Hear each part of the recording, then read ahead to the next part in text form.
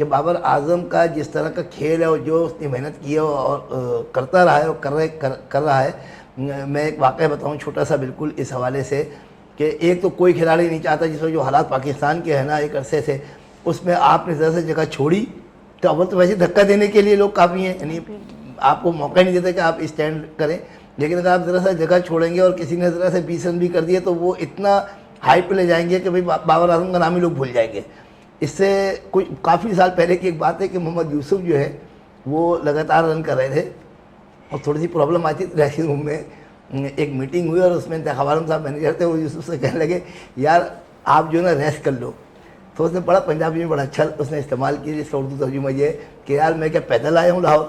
جو میں ریسٹ کر لوں. تو جو آپ ریسٹ کی بات کر رہے ہیں, ریسٹ تو ناممکن ہے, اس لیے کہ اس وقت جو ہمارے ملک کے حالات ہیں اس میں نہ کوئی کھلاڑی چاہتا ہے اور نہ کوئی حکمران چاہتا ہے. اگر آپ کسی حکمران سے کہتے ہیں کہ یار تم سے نہیں چل رہا تھوڑے دن ریسٹ کرو, تو اسے معلوم ہے کہ اگر اب میں چلا گیا تو واپس آنا میرا مشکل ہے. چلیں یہ بڑی اچھی بات کی منیر صاحب آپ نے. فرحان کی جو بات کر رہے تھے, برا نہیں مانیں گے, فرحان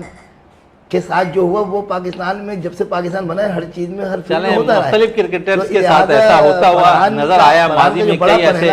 فرحان کا بڑا پن یہ ہے کہ اس کو جب موقع ملا اور خاص طور پہ بالکل ان سے جس طرح آپ کہہ رہے ہیں نا کہ صاحبزادہ فرحان اور بابر یعنی کہ موقع بہت سے پلیئرز کو ملتے رہے اور ویل کرنے کی بات ہے. اور جس طرح سائم کو بھی ہم نے دیکھا کہ جس طرح انہیں موقع ملا اور پھر کافی عرصے کے بعد اس نے اپنی جھلک دکھائی, حالانکہ وہ بھی پاکستان سپر لیگ 9 سے بڑی اچھی کارکردگی سے جو ہے کرتے ہوئے دکھائی دیے تھے. تو